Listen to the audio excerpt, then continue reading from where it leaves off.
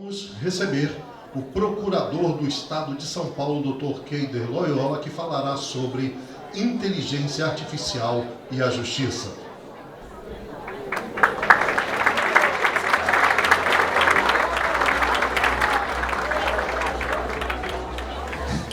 Bom dia, pessoal. Espero não lhes encontrarem cansados. É um prazer enorme retornar aqui, que toda vez que eu tenho o convite para encontrá-los novamente, e que bons longos anos venho fazendo isso, eu não venho para palestrar no evento de vocês, pode ter certeza, eu venho para reencontrar amigos. Então é esse propósito que a gente está aqui para esse nosso encontro.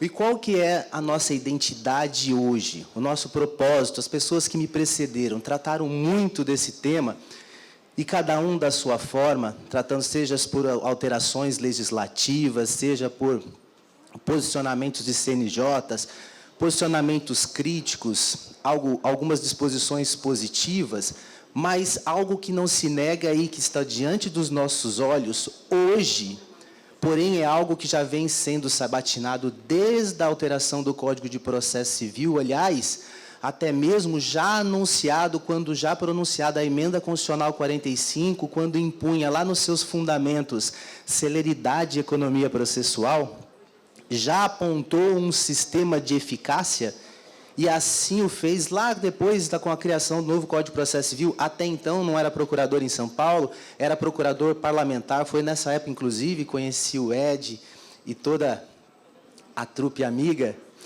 dos oficiais.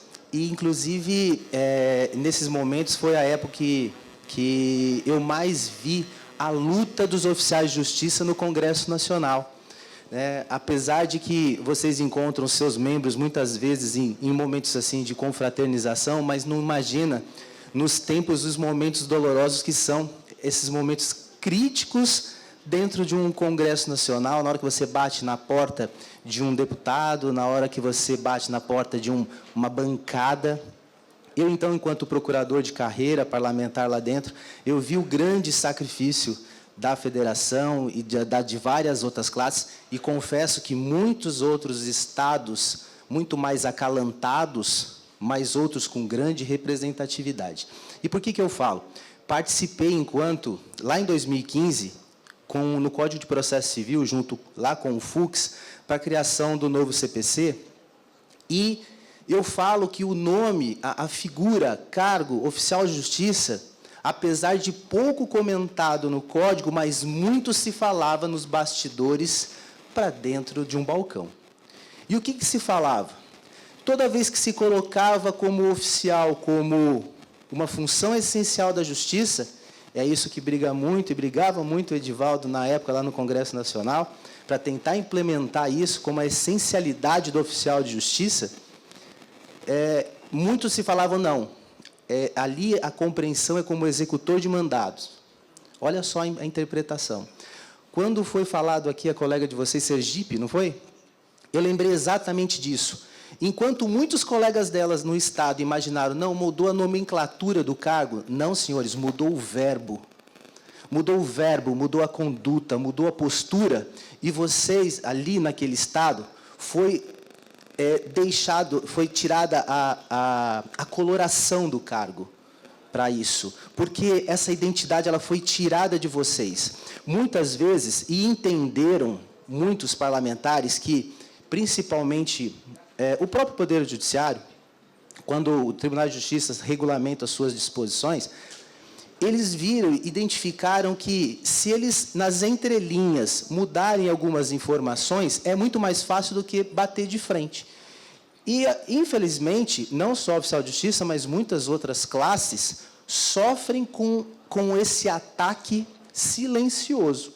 E eu falo com toda a propriedade do mundo de quem vivenciou de 2011 até 2016 lá no Congresso, aspirando isso. E por que eu falo isso? Se vocês analisarem, o CNJ colocou lá 332, salvo engano, falando da inteligência artificial. Mas quem que deu esse poder para o CNJ chamar e avocar para ele, para emitir uma resolução sobre a inteligência artificial antes mesmo da existência de uma lei falando, olha, é você, CNJ, que vai regulamentar isso, olha, é você, CNJ, que vai falar sobre a criação, a identidade, vai falar também, é você, CNJ, que vai falar da responsabilidade do programador, de nutrir esse sistema de inteligência artificial. Quem ouviu falar, a quem deu essa atribuição do CNJ? Não, ele por si só, ele se avoca dessa atribuição. Se vocês verificarem, a inteligência artificial, já muito fomentada no Congresso Nacional, né, com a 2120, ou seja, no meio de uma pandemia, nos bastidores ali já é colocado e que está tratando na inteligência artificial e o que muito se falava da inteligência artificial já em 2015.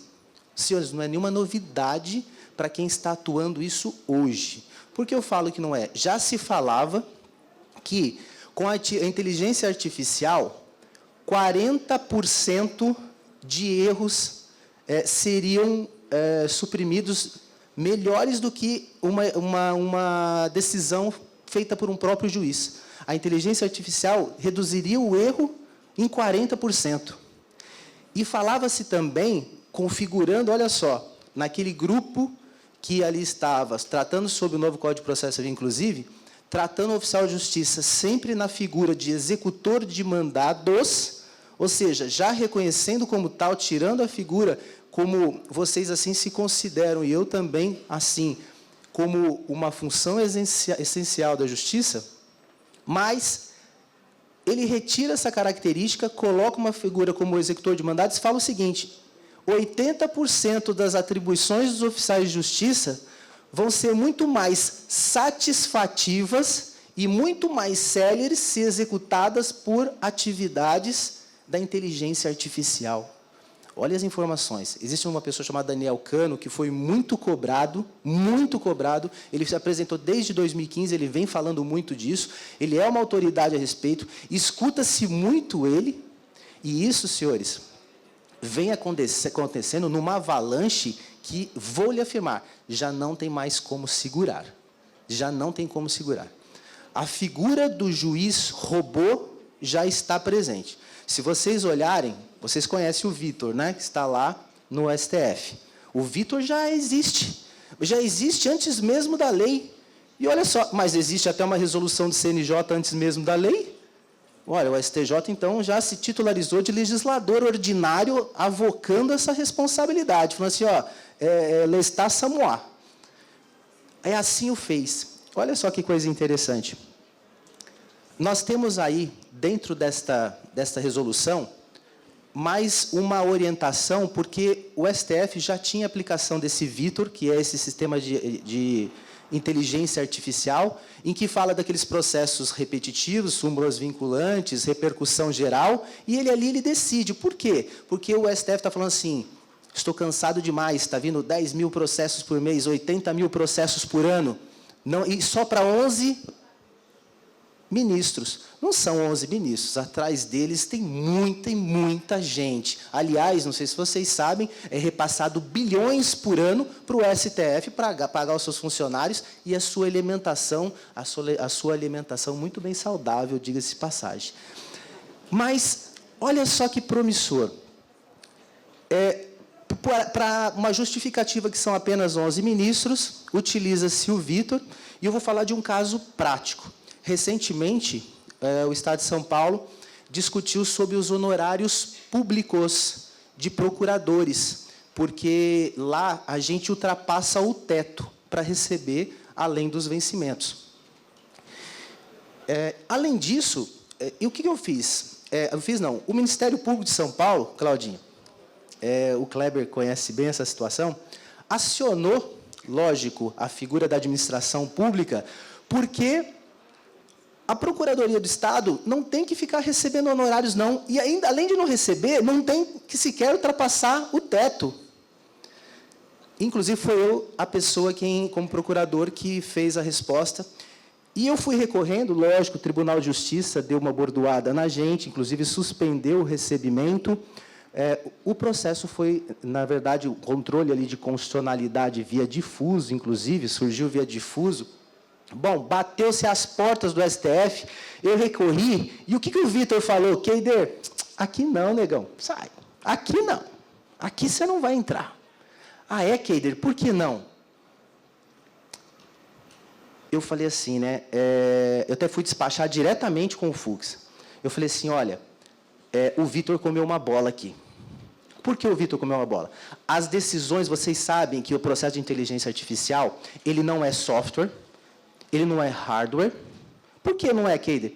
Porque ele é provocado, ele é alimentado por meio de decisões repetitivas, ele é alimentado por isso para ele ter uma decisão, olha só, ele decide com base em comportamentos. Ele tira aquele calor humano e com base em comportamentos. Inclusive, pela análise desse Daniel Cano, ele fala o seguinte, que prendeu-se 40% menos negros por decisões, em 700 mil decisões feitas por a inteligência artificial. Olha a informação dele. Então, ele está trazendo argumentos, falando assim, ou seja, eu estou tirando aqui, no caso a inteligência artificial falando, olha, eu estou tirando aqui o ranço, eu estou tirando aqui o racismo, eu estou tirando aqui o ato de ferir a dignidade da pessoa humana. Bom, essa é a justificativa. Mas olha só, o que o Vitor, que é esse procedimento de inteligência artificial lá do STF, se expôs? Ele falou o seguinte, olha, você feriu o súmulo aqui, repetitivo você não vai. Eu tive que, por meio de um agravo, bati na porta do Fux, falei, amigo, olha só, o Vitor comeu bola. Não, Keider, esse procedimento, isso aqui, não tem nem como ter aceito. Eu falei, então, pelo menos, não é aceito pelo Vitor, mas você pode, pelo menos, me escutar? Sim. O que eu falei para ele? As decisões que ele se fundamentou, ou seja, setou, ele é alimentado, ou seja, ele é setado, o Vitor ele é setado, ele é alimentado por informações que, com base nessas informações, ele decide de certa forma, só que detalhe, não sempre da mesma forma. E olha, por que ele faz isso? Porque ele foi setado com esse alimento antes de 2015. As informações que ele tinha é antes de 2015. Depois de 2015, senhores, nós temos o artigo 85 do próprio Código de Processo Civil, que eu falei, Fux, que inclusive foi você que criou. Lá está falando, os honorários pertencem aos advogados públicos. Pô, está ali, está escrito. Então, espera um pouquinho. Se essa DI passar, aproveita, então, reconhece a inconstitucionalidade do artigo 85, que você também não vai poder fazer por esse controle difuso, porque não foi objeto, vai ter supressão de instância. Ele falou, poxa, mas tem como provar? Isso está dentro aqui, já está aqui. Aí aceitaram o meu recurso por medida de excepcionalidade e, pasmem, aceitaram a figura da superação do teto como procurador, inclusive para receber mais que o próprio desembargador do Estado de São Paulo. Então, isso inclusive foi sustentado, conseguimos fazer essa jurisprudência. Ou seja, eu tive essa oportunidade porque eu tive que bater a cabeça, eu tive que fazer muita pesquisa, eu tive que lembrar o Fux, eu participei de 2015, eu lembrei dele falando do artigo 85, da necessidade disso. Mas, senhores, imagine se já era uma atividade quase impossível chegar a um STF. Imagina agora com um Vitor bem alimentado, setado.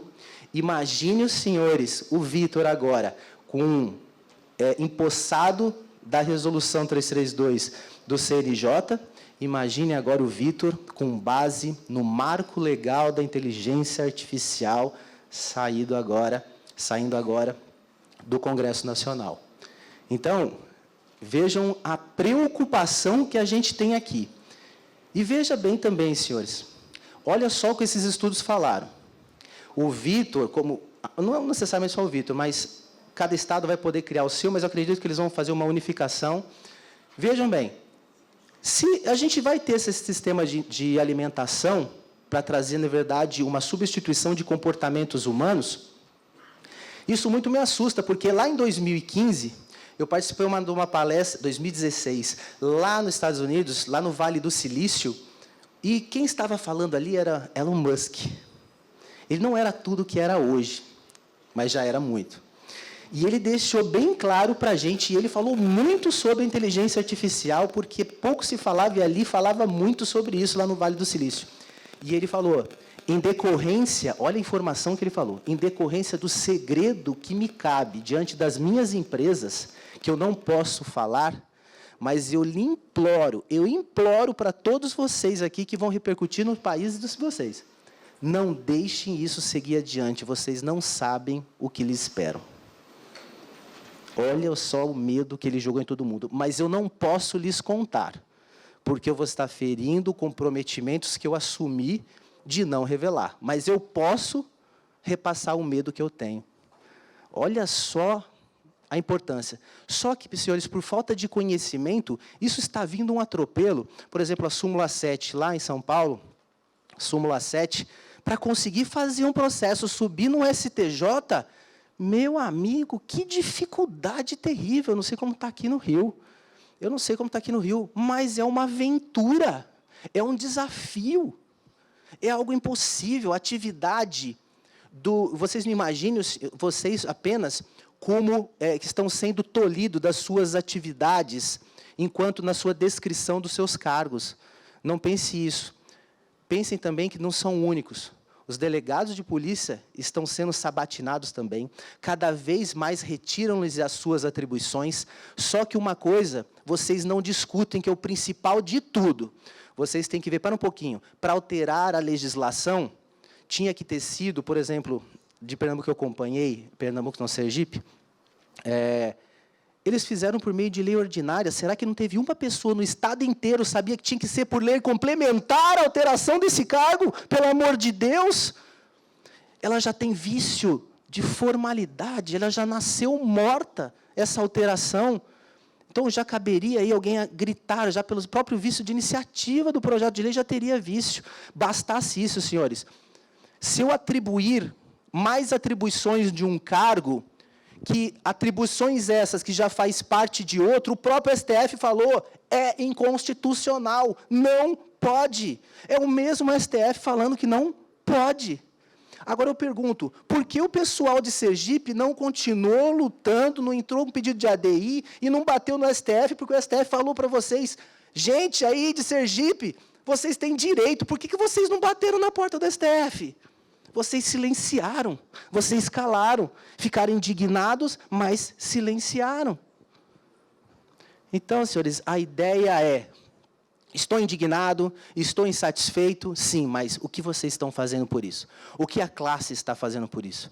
Eu vejo a classe dos oficiais de justiça muito lutando muito para isso. Lógico, pelo menos uma representatividade que eu consigo considerar uns 6, 7 sindicatos.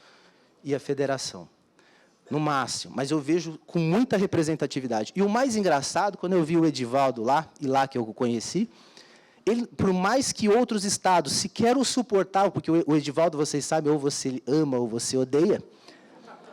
Aliás, vocês têm que escolher aqui a pessoa que ama e que odeia, separar aqui. Mas, da mesma forma, lá não era diferente.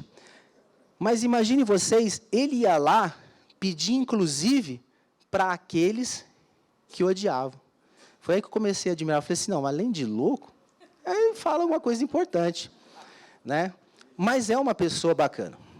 Mas é uma pessoa. Dormindo e amarrado, com os opidem dele, fica bom. Fica bom. Né? Inclusive, apesar do pouco tempo que me resta, foi me apresentar ao presidente do Tribunal de Justiça do Pará, e, inclusive, ele tinha recentemente feito uma cirurgia, estava de bandana na cabeça, quem ele conhece, mas, pelo menos, ele não estava com aquela sandália de... Não lembro o nome da sandália, de gladiador. Mas ele estava com a bandana e foi apresentar lá. Quando, na reunião do pleno, todos reunidos ali, a peça rara, ele tropeça num tablado, a arma voa para cima, sai naquele platô, então a arma sai sabatinando dentre as cadeiras dos desembargadores, né? Naquela hora eu falei assim, já não vou me apresentar mais, eu vou por aqui.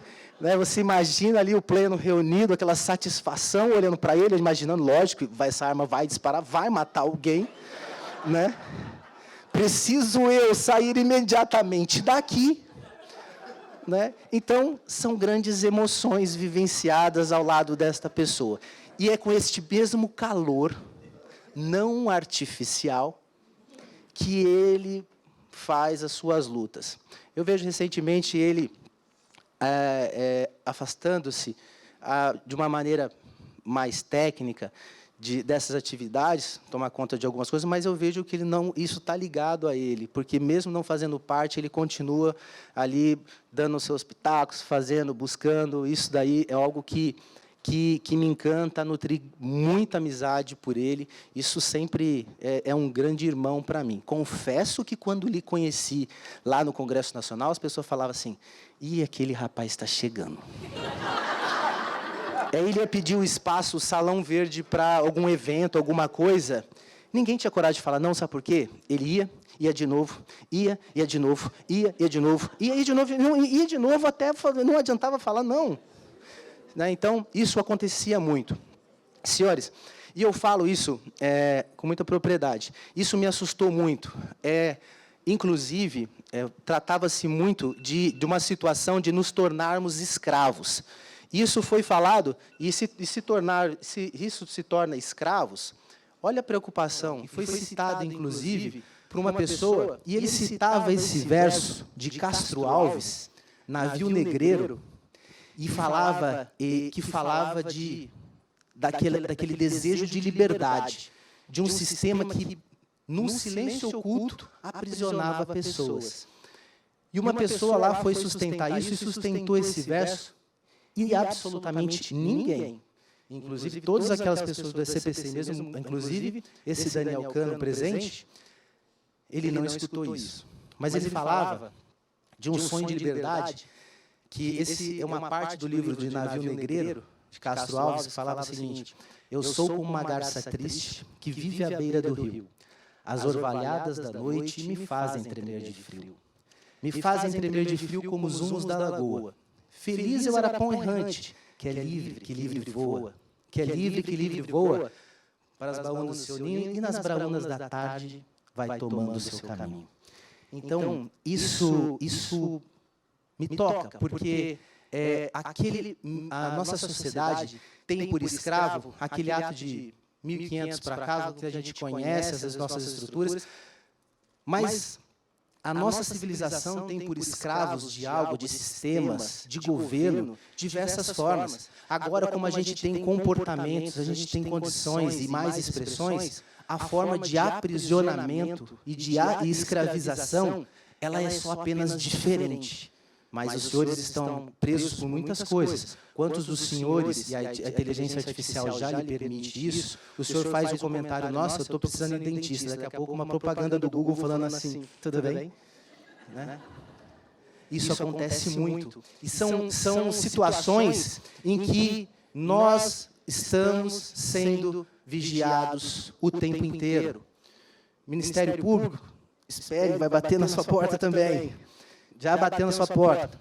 O Ministério Público reclama muito que está faltando estagiário. Vai vir um estagiário. Não sei se vai chamar Vitor. Não sei se vai chamar Vitor. Mas ele vai falar assim, Claudinha não precisa vir hoje. Entendeu? Oficial de Justiça. Não é mais oficial de Justiça. Pelos meus bancos de dados aqui, você é executor de mandados. E você só vai fazer uma função aqui porque eu, Vitor, decidi. O que você decidiu? Você vai cumprir só os mandados de força. É isso que foi falado, inclusive, gente. Olha só a informação de oficial de justiça para a inteligência artificial. Então, se isso, na minha opinião, isso precisa muito ser discutido, mas isso já está muito decidido. Tá? Senhores, este é um momento de reflexão, espero que realmente saiam deste...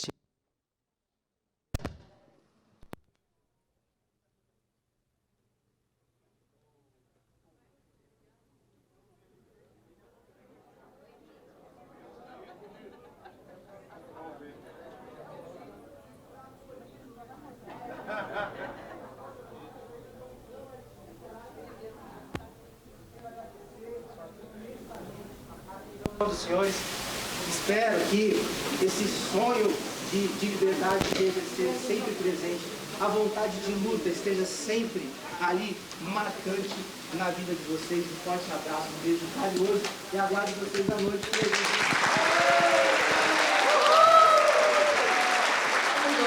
Dois.